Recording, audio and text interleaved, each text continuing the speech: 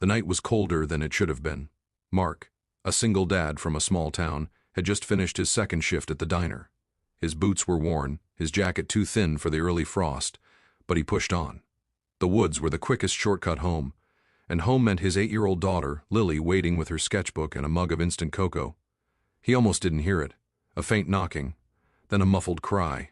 At first Mark froze, thinking it was the wind or maybe his tired brain playing tricks, but then he heard it again. A woman's voice, weak, desperate. "Help, please."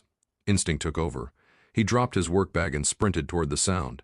His flashlight beam shook as he scanned the forest floor until he saw it. Freshly disturbed soil, a corner of fabric, and a trembling hand reaching up through the dirt. Someone had been buried alive. Mark's heart pounded. He clawed at the earth with his bare hands, splinters digging into his skin. "Hold on, I've got you," he shouted, fighting against panic. The ground was heavy, but his determination was heavier. Minutes felt like hours until finally he pulled her free. The woman collapsed, gasping for air. Her clothes were torn, her jewelry caked in mud. She looked at him with wide, tear-streaked eyes, eyes that belonged not to a stranger, but to someone he recognized from the news, magazines, billboards.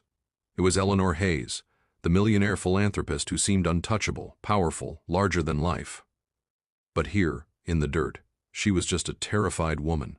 Mark wrapped his jacket around her shoulders. "You're safe now. You're going to be okay."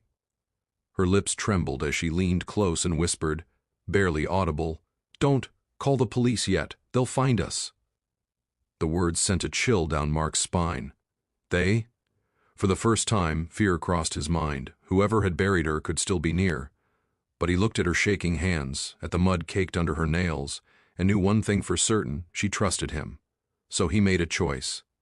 Instead of dialing 911 on the spot, Mark led her carefully through the woods, back to his little cabin at the edge of town.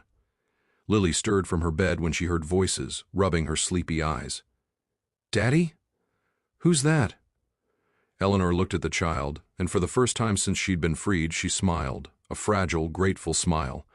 "An angel," she whispered again. That night, over a blanket and a cup of warm tea, Eleanor told her story. Business rivals, a kidnapping, betrayal by someone she thought was family. Mark listened quietly, never judging, never interrupting. For the first time in years, she felt safe. By dawn, the authorities were involved, but on Eleanor's terms, with the right people she could trust. And when it was over, when the kidnappers were taken away, she stood in Mark's humble kitchen, looking at the peeling wallpaper, at the crayons scattered across the table, at the man who had risked everything without hesitation. "Mark," she said softly, her voice breaking. "You didn't just save my life last night. You saved my faith in people." He shook his head.